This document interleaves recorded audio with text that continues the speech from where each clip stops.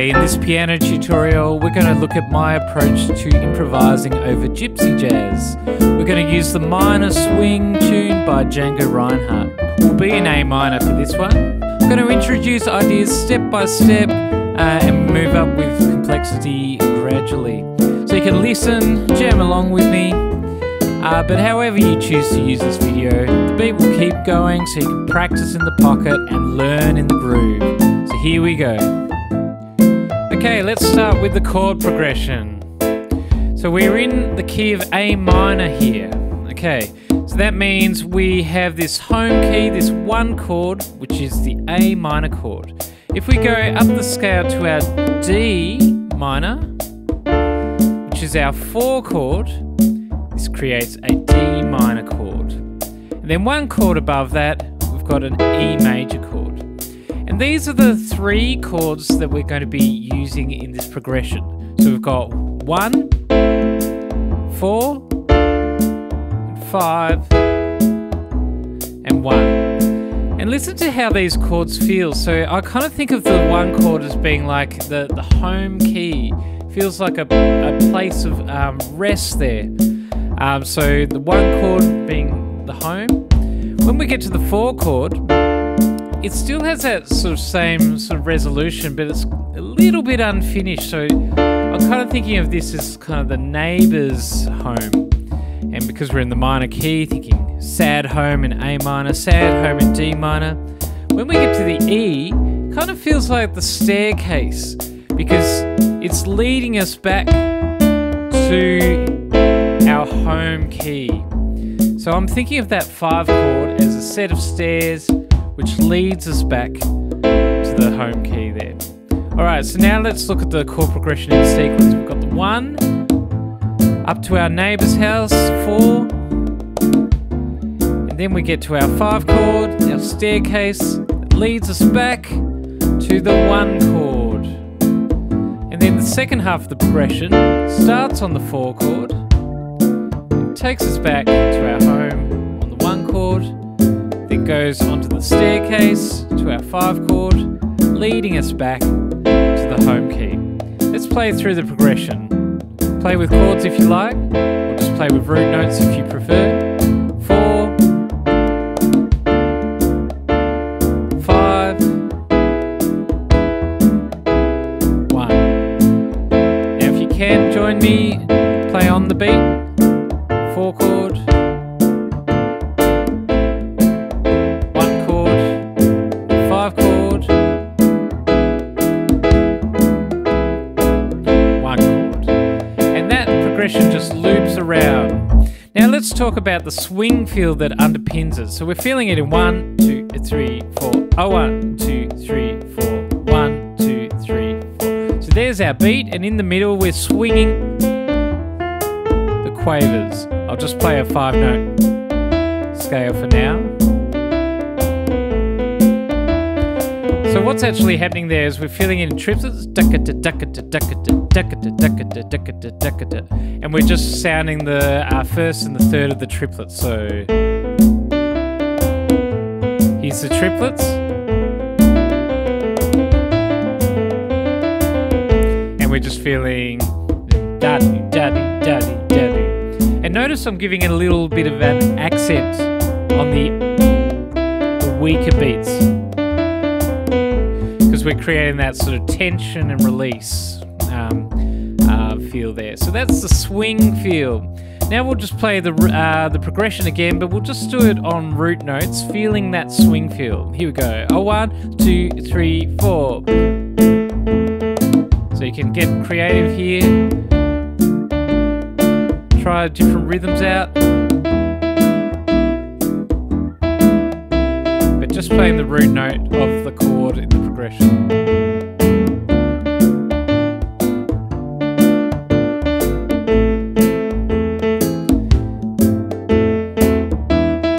Now just use this as a guide. You can get creative as you like. 1.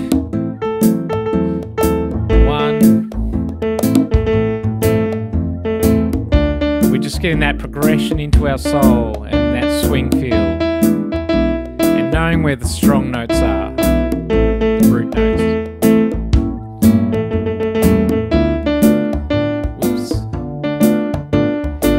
do start playing some other notes there. That's not too bad. It's just about getting creative, getting used to that feel. Awesome. Alright, now let's outline the chord triads. So I'm just kind of playing with these notes off the chord. A, C, E. The 4 chord is D, F, A. So it's the same shape. It's the A, C, E. And just remember when we get to the E, we've got a black note in the middle, E, G sharp, B. Alright, now let's get a bit creative with these. So have a little experiment with the rhythm. And we can go up and down.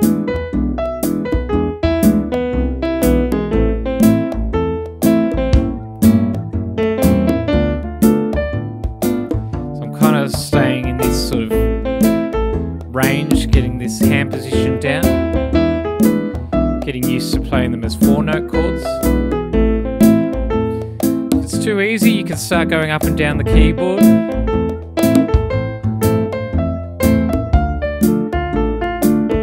And notice I'm not always starting on the root note.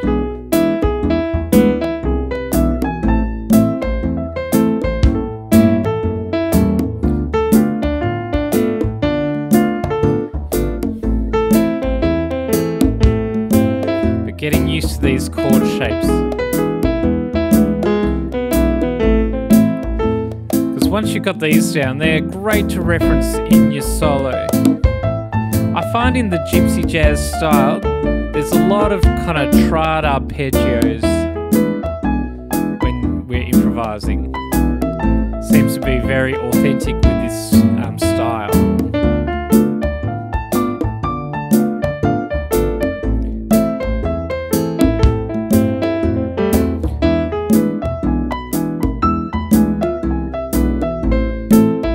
Awesome. So when you're comfortable with that, you can start changing them to 4-note chords. So what I'm going to use here is A minor 6. So adding this F sharp there to make a 4-note chord.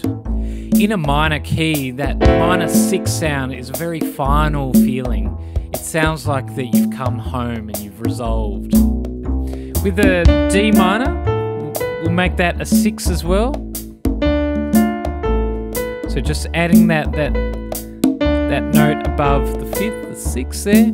When we get to E, we're going to make it an E7. The reason we make that an E7 is it leads us back to home. It creates this tension and release sound from that E7 sound to that A minor 6 sound. So dominant 7s are really important to get to know like that because they create that staircase feel, that tension that wants to be resolved. Alright, now let's try arpeggiating with those 4-note chords.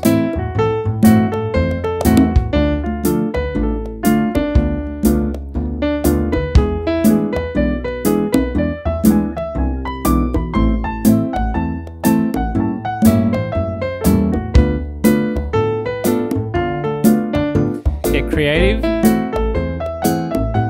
Just use this as a guide. What combinations do you like to play with? If it's getting a bit too tricky, just break it down to basics. Root position.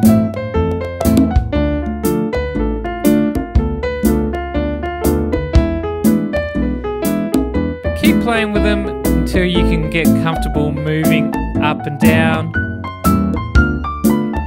and trying different combinations out.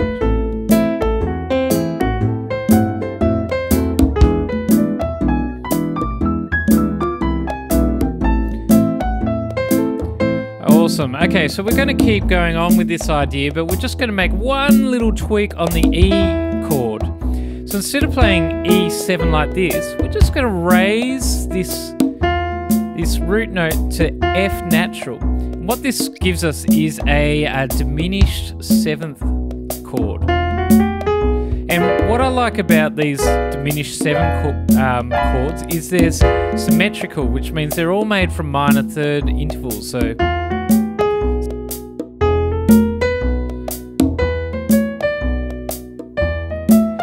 the same notes apart, so you get this kind of symmetrical sound.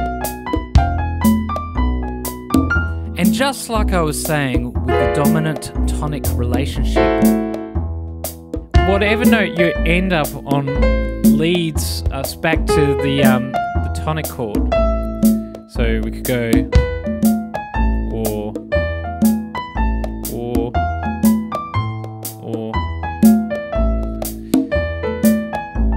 So whatever note you're kind of outlining in that diminished arpeggio, it leads us so well to the next chord. All right, let's play with arpeggios, just adding a diminished 7 when we get to the E7. Here we go.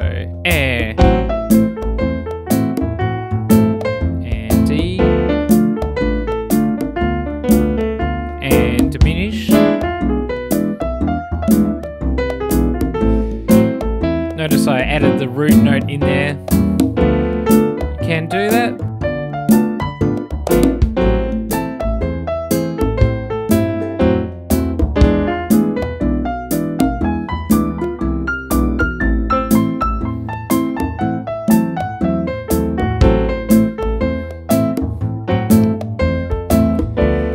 Play with combinations, see what you like the sound of.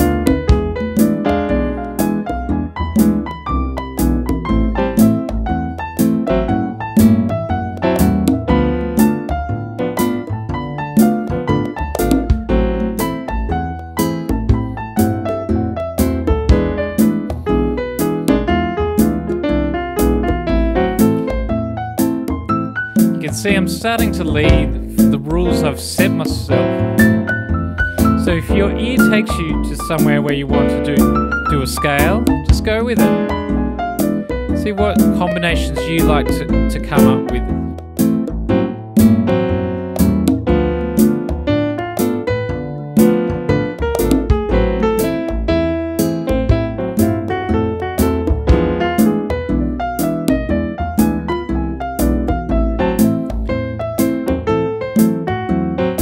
Awesome. Okay. So I'm really starting to want to get into scales now. So let's have a look at a scale that can underpin all that progression. So a scale that will work over all of those chords. And the scale I'm going to use is the A harmonic minor scale. So it's all white notes, except when you get to the G, we're going to raise that, because that gives us the third of the E major chord. So all white notes, except for this G sharp. So it ends up giving you a little bit of a skip interval when you get to those two notes there. So we can kind of think in terms of the A minor, in D, but I'm just starting the scale from D, and then from E. So I'm using that same pool of notes, but just going E to E. And D. And A. And E. And A. Alright, let's have a little play with the A harmonic minor scale.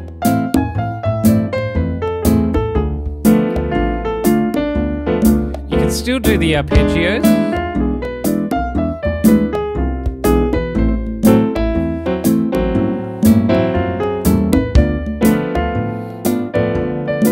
You can do any of the ideas that we were looking at before.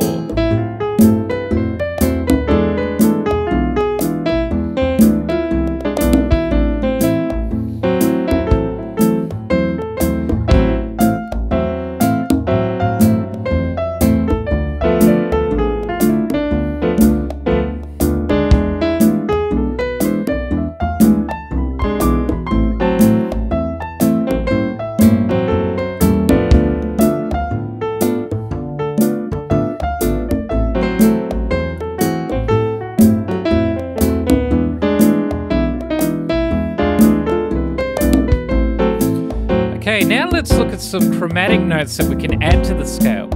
Well, first of all, I might just mention chromaticism itself. So we can actually get the chromatic scale. So basically we alternate 1s and 3 fingers like this. But when we get a gap of black note, we add our second finger here, so we can go 1, 3, 1, 2, 3, 1, 3, 1, 2. So we can kind of use this fingering up and down the scale.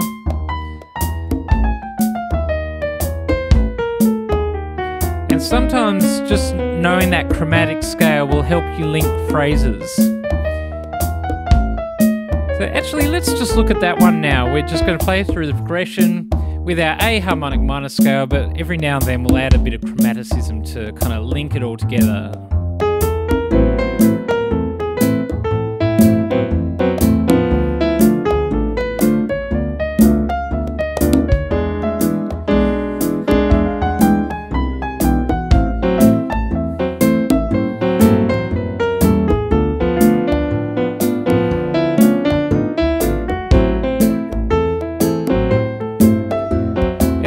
Got the groove, it doesn't really matter what note you're playing. It's good to outline those strong chord notes.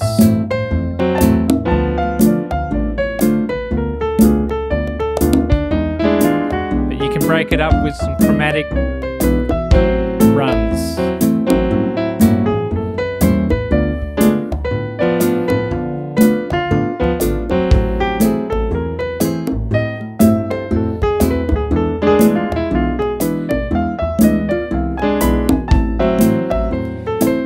So that's using the chromatic runs, but let's actually deep dive into what some of these notes actually feels, because remembering, you know, when I was talking about the progression before, you know, each chord kind of has a feel to it. Each note actually has a feel to it. So I'm often thinking about the note underneath the tonic note.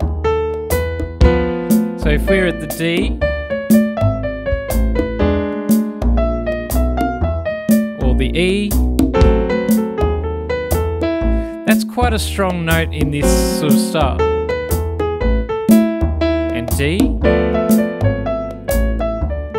So getting that sort of the semitone below the root note is kind of a really nice chromatic. Another idea we can try that's related to chromatic approaches is trying the bebop approach. I'll explain bebop scales in a nutshell, but what I'm about to play is not strictly a bebop scale, but what a bebop scale does is changes from a 7-note scale to an 8-note scale. It means we have all the chord notes of the A minor 6 chord on a strong beat. So 1, 2, 3, 4, 1, 2, 3, 4, 1. And what I'm actually, the approach I'm taking is, here's my 4-note chord I want,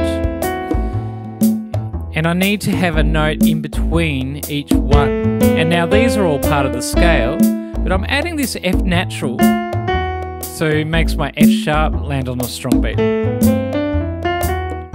See what I mean? And then I'll just complete the scale. So kind of taking that bebop approach there, and again, this is part of the D minor 6, so I'm going to add that B flat. 1, 2, 3, 4, 1, 2, and complete the scale. I'm actually going to keep that C sharp in there because I really like that kind of sound just below there. And then with the E, I'll keep that. So they're creating the chord notes on strong beats again. And I'm just to finish the scale, I'm going to add this semitone there. So I've got this.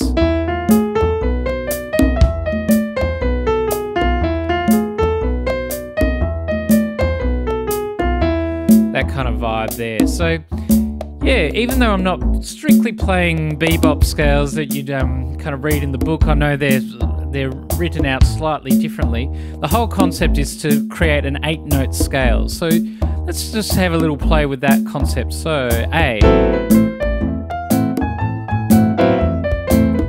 D, and E,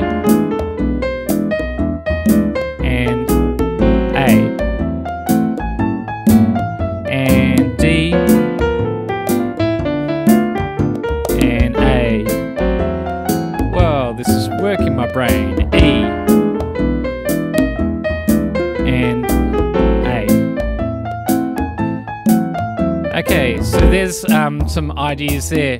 But yeah, just thinking of it more like chromatic notes that we can kind of add in. So let's do one more play with chromaticism and then we'll move on.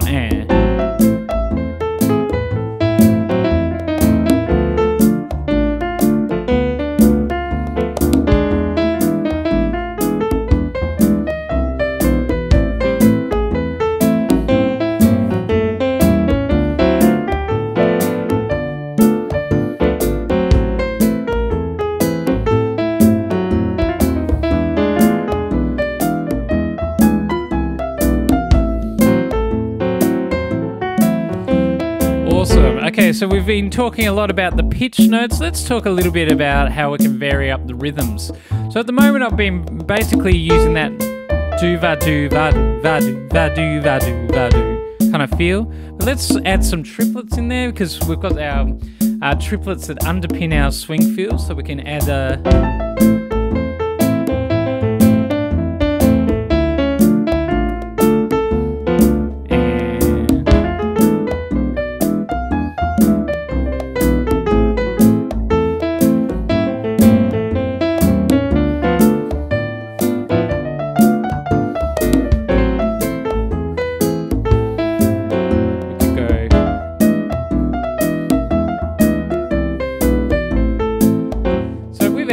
we can kind of think of it as neighbor tones, so we can kind of go one note up and then land on that note. So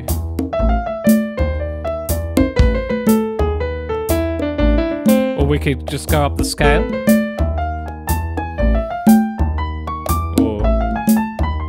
or down, or neighbor down. Okay, so that's the idea of triplets. We can also think in semiquavers. Now, I'm not too good with semiquavers, like thinking 4 per beat in this style, but you know, something that I do just as a bit of a hack is try and do a fast arpeggio like this. So,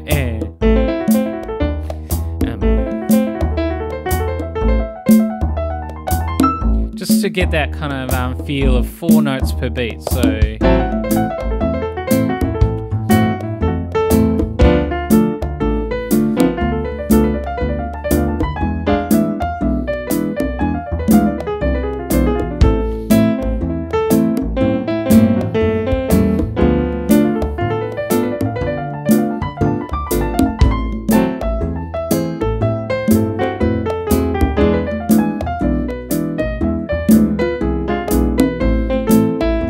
That's the idea of using semiquavers, and we can also think in terms of like doing some turns. So, so things like this.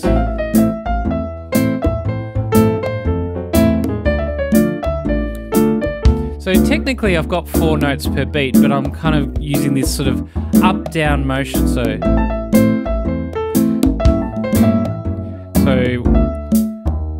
starting on the note, going up, landing on the note and going underneath the note, or just one without a leap there.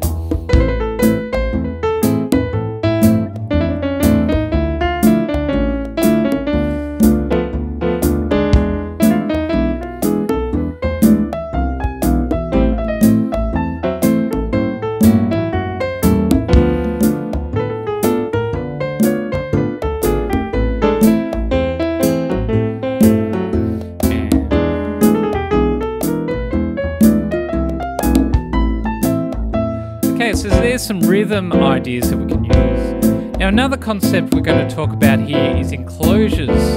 So that's where you've got a target note and you're going to go around the target note before you land on it. So let's have a look in terms of making the root note our target.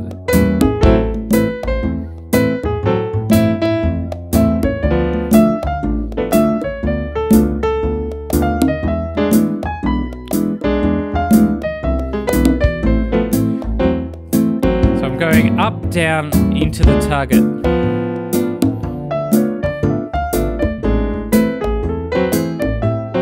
Target note E.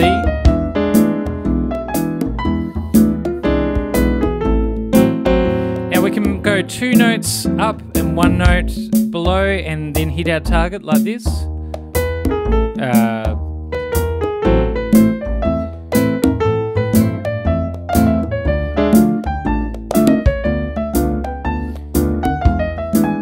have to think about that one. So we can kind of use chromatic notes as well.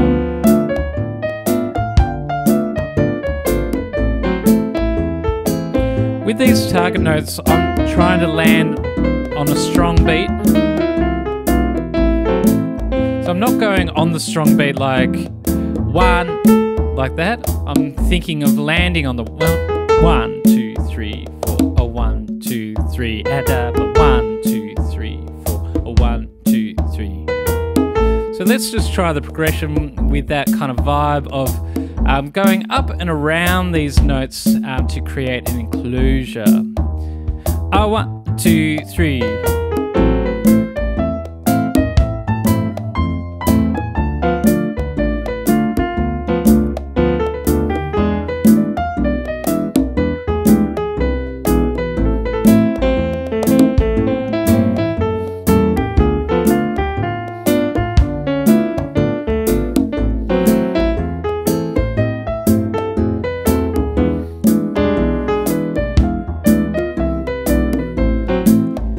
That's the idea of enclosures. Let's do one more round.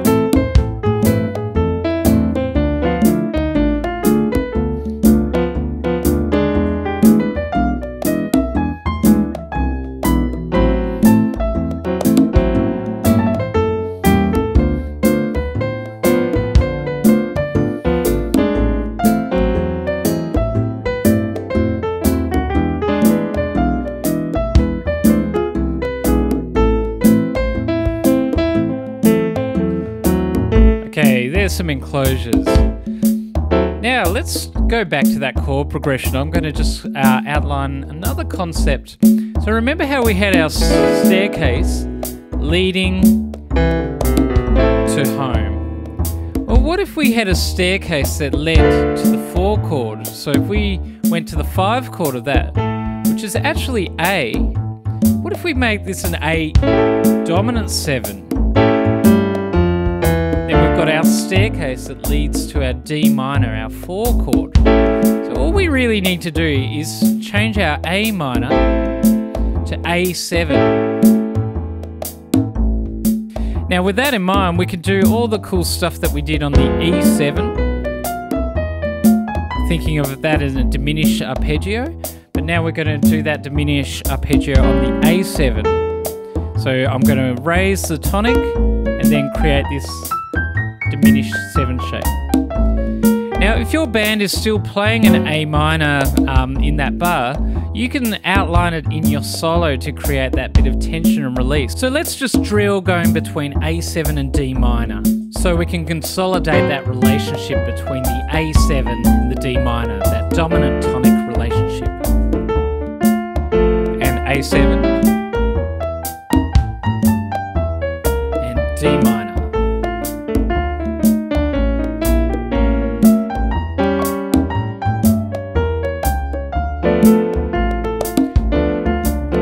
Playing between that diminished 7 shape. Okay, let's apply it to the minor swing progression. We're going to do it in the 8th bar of the progression. 1 chord, 4 chord,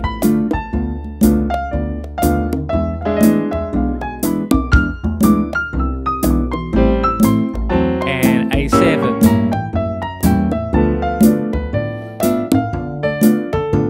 And A.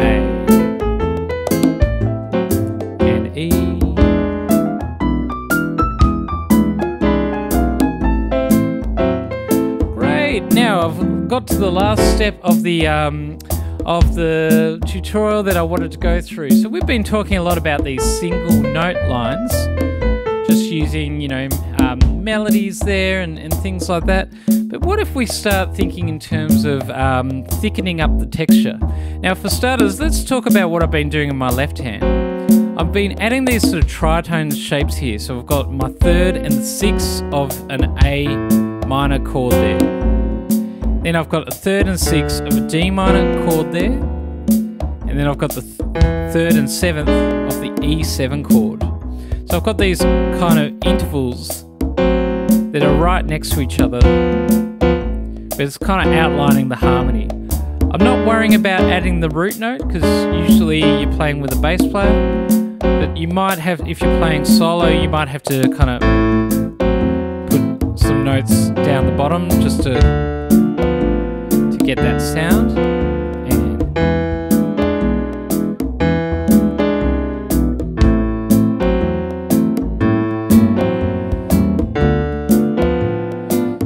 Once I've got these kind of chords right in the left hand, I can use these to complement what I do in the right hand with my soloing. That's what I've been doing all through the video. But what I can actually think about is if I wanted to solo in octaves, I could grab some lines and play it in unison with these shapes in the left hand.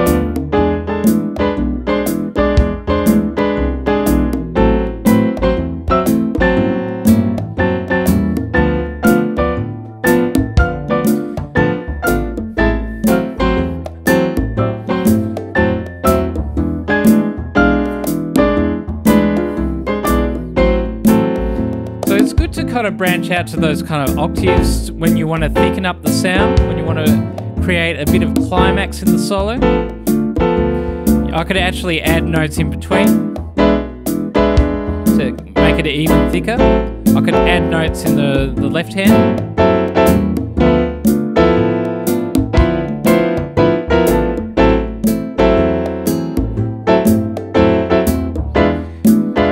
Use this as a starting point and experiment with adding those extra notes. But the idea is I'm making those melodies from the octaves.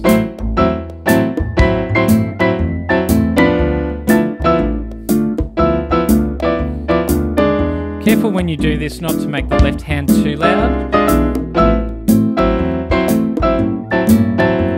The right hand is playing that role of the melody.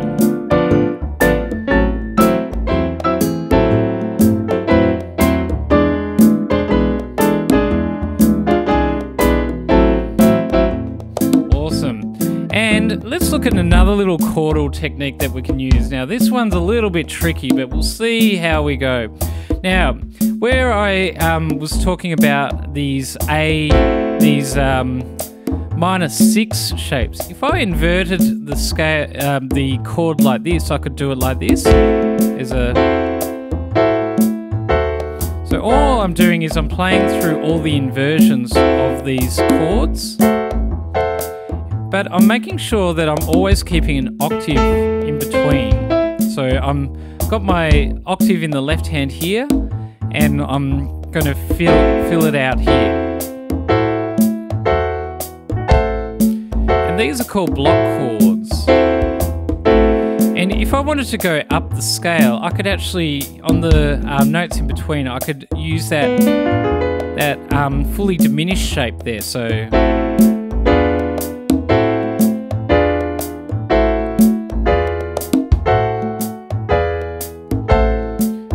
Notice I'm kind of using that sort of bebop scale, or that bebop approach.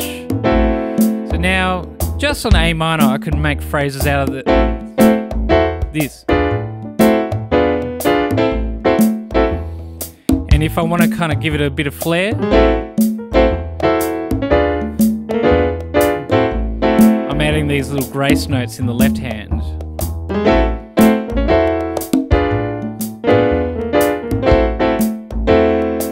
Okay, so that's all in A minor. What happens when we get to the D minor? Same kind of vibe. I've got these D minor 6 shapes here. And in between, I'm going to use that same A7, that diminished 7 chord in between. So these are called Barry Harris voicings if you want to look them up further.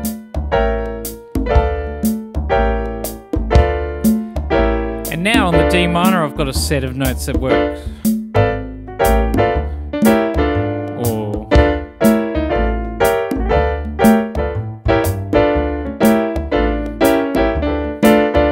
Now this is the interesting one. When we get to E, I like to kind of think in terms of that harmonic minor scale, But I'm always trying to keep that third and seventh in the middle there. So if I go and then I shift up,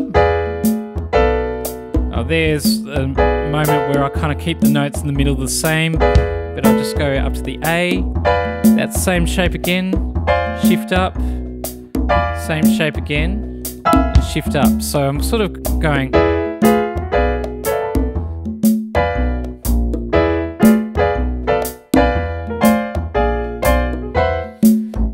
And before I resolve there. So look, the idea is, yeah, I'm just playing these sort of octaves and I'm just filling out the middle of the chord. Let's see if we could do a solo with that sort of vibe. A one, a two, a one, a two, three, air. Changing to D minor.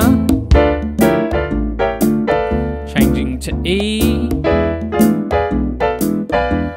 And back to A minor. D and A minor and E and A. Let's see if we can create some lines.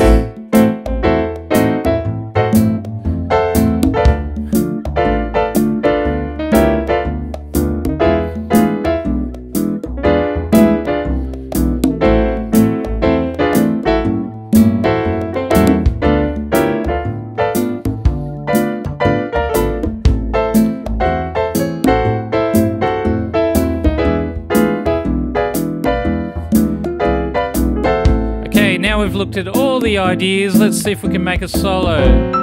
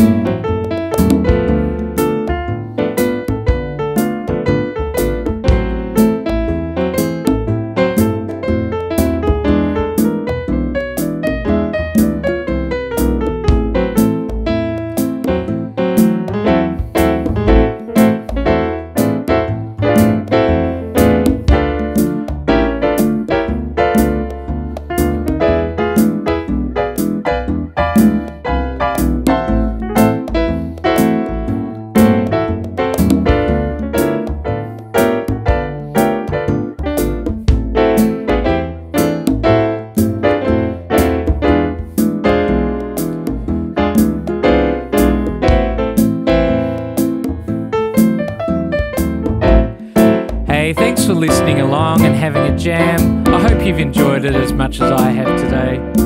Check the links in the description if you want to check out some resources that might help you in your music journey. But otherwise, thanks for coming along and happy practicing.